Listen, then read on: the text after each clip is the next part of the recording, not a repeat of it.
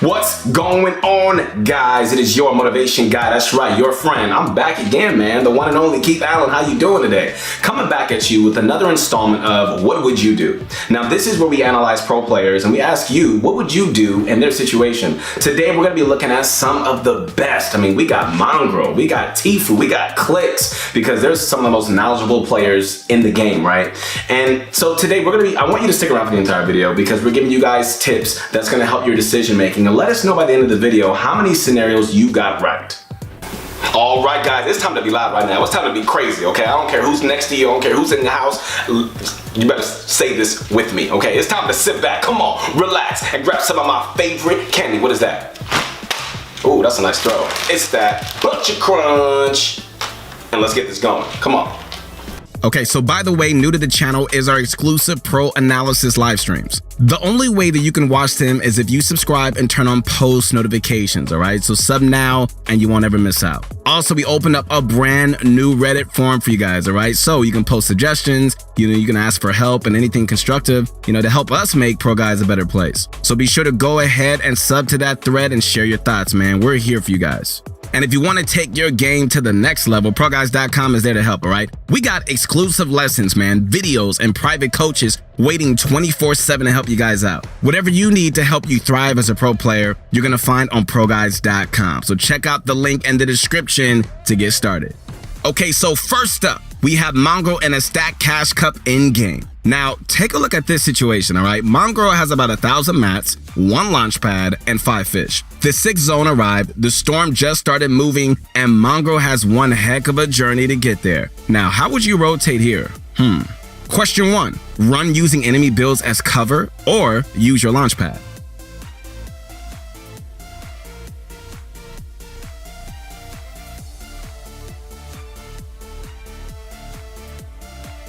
That's right, ladies and gentlemen, it's launch pad time. You almost always want to save your launch pads for the 5th or 6th circle. So they're the longest runs, so that way, you're going to save on materials as much as possible. And as we all know, materials are your lifeblood during the end game, right?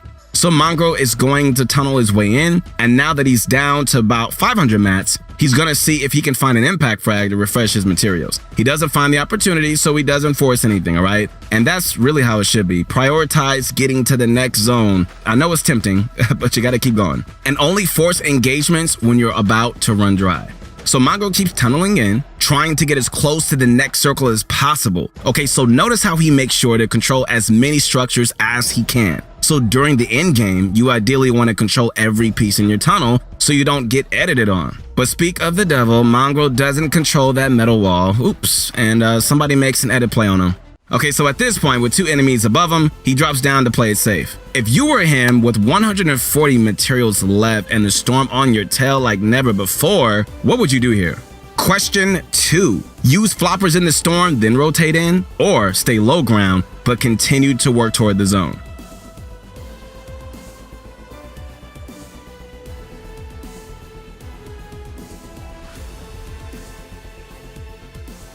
Well, there's a reason he's carrying all that fish, guys, all right? When this situation gets out of hand, you can always fall back into the storm and use your floppers. Almost no one ever expects it, so not only can it help you find cheeky limbs, which you're about to see beautifully executed right here. And I mean like right here.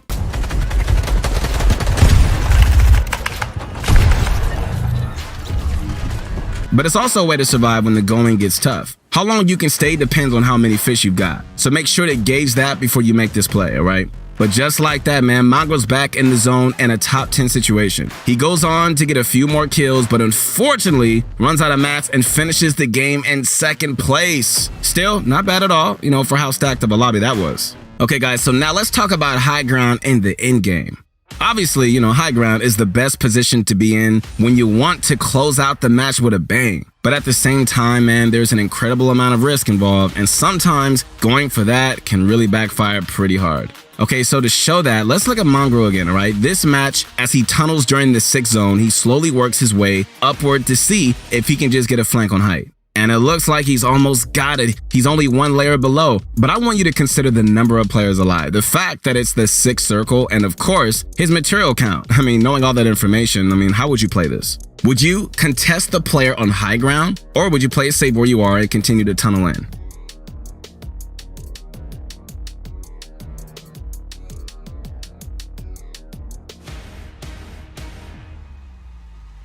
Well, Mongraal thinks about it but decides to play it safe. Okay, but why? Well, first off, I mean, it's too early for him just to take height, especially with his material count. In solos, really the best time to take height is usually during the 7th or 8th circle. I mean, the only time that you can take it early is if you got at least 1,000 mats and some sort of mobility like a grappler or launch pads, right? If he were to take it now, he'd eventually be forced to drop down and find someone to kill from mats. And that's if you don't get into a cranking battle, which can always happen and lead to disaster. For example, take a look right here. With 600 mats, Mongraal cranks up from near the low ground to take height. The timing is right, but his position isn't optimal. Since he's too low, his opponent builds up on him, and it forces Mongraal into a straight up creative fight, which he ends up taking, but at what cost? His mats are depleted, and now, man, he's forced right back down into his ultimate death. Oh, man! Come on, man!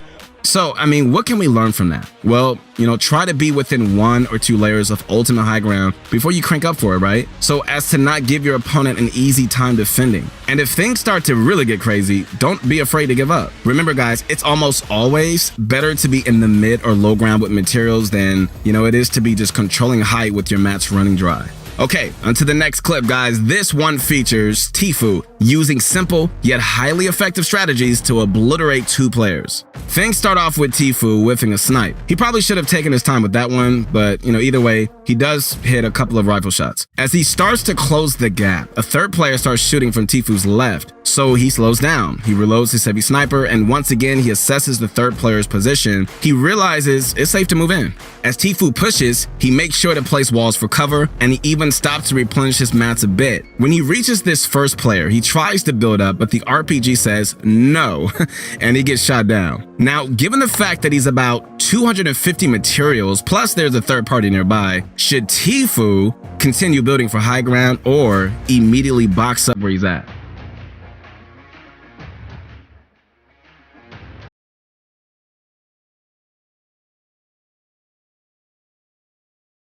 So the correct choice is boxing up, because if Tfue tries to build fight, man, he might get shot at by the 3rd party. But notice how Tfue makes 2 boxes and puts cones on the floor. That gives him so much more control in this fight. And his opponent, who simply tries to W key in, gets blocked multiple times by Tfue's builds. A quick edit pump later, and that player is done for.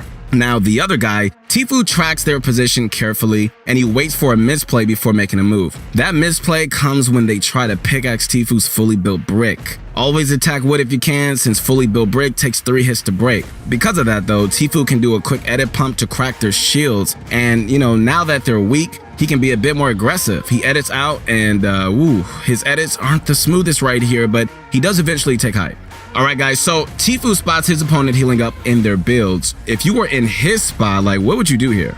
Use your RPG or get closer and box fight?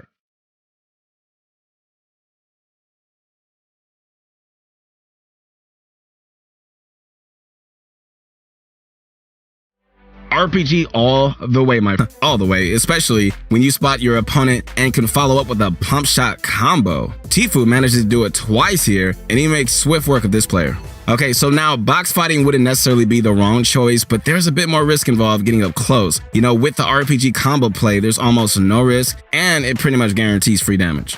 So those were some nice kills by Tfue there, but now let's get into an early game 3rd party scenario with the Wager King himself, Clix.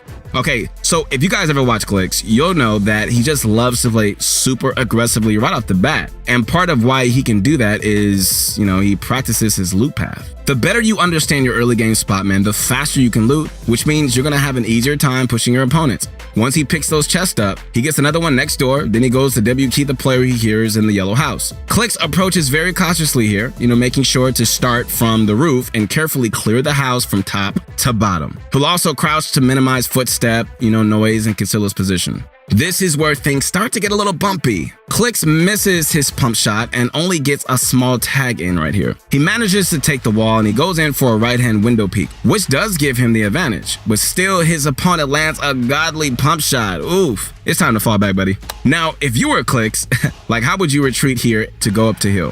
Head back upstairs or take the porta potty down the henchman layer?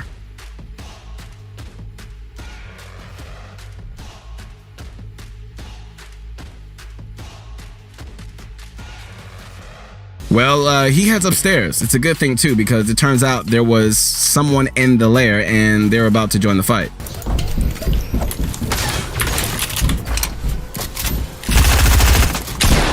Okay, you guys hear them come up, and now there's a third party in the fight. Clix hears them fighting, and while his health and loadout situation is pretty good for the early game, his mats are not.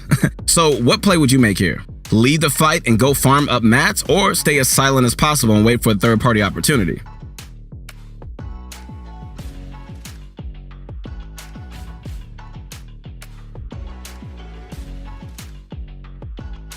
Well guys, leaving the fight to go farm up mats may not necessarily be the wrong play here, but in this case, Clix hangs tight, and once he hears his opponent going at each other hard, he creeps in and he goes for the flank. Okay, look at that, it's perfect. Both opponents are right in the same box, so all Clix has to do is approach from behind, and just like that, he gets 2 kills and an easy early game win.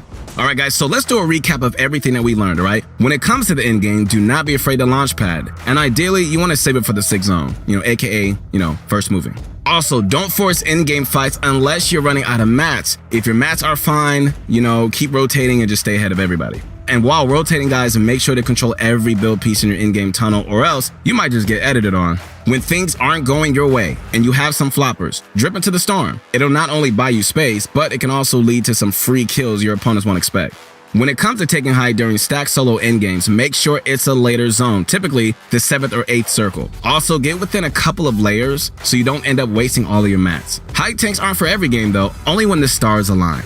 When there's a third party present and you're in a fight, try not to build battle, right? Box fighting keeps you so much more hidden, and if you can employ good strategies like the 2x1 and proper piece control, you can easily come out ahead. If you got an RPG and you spot your opponents in their builds, fire your rocket and follow up with a quick pump shot. If you time it right, it's free damage and also almost no risk. Okay guys, so for the early game, the more you know your loot route, the faster you can push players and dominate your landing spot. And when given the opportunity to third party, you gotta take it. Timing and approach is everything, man. So you need to be sneaky, listen closely, and go in when your opponents are hard at each other's throats. If done right, it'll lead to some easy kills. Alright guys, once again, this is your motivation guy. That's right, your friend, the one and only Keith Allen, back at you again. Make sure to connect with me on my Instagram at your motivation guy. Thank you guys so much for watching. If you guys enjoyed this video, be sure to like it and subscribe for more, man. I know some of you guys have not subscribed yet. What are you waiting on? Come on. And leave a comment telling us what you would like to see next. Peace.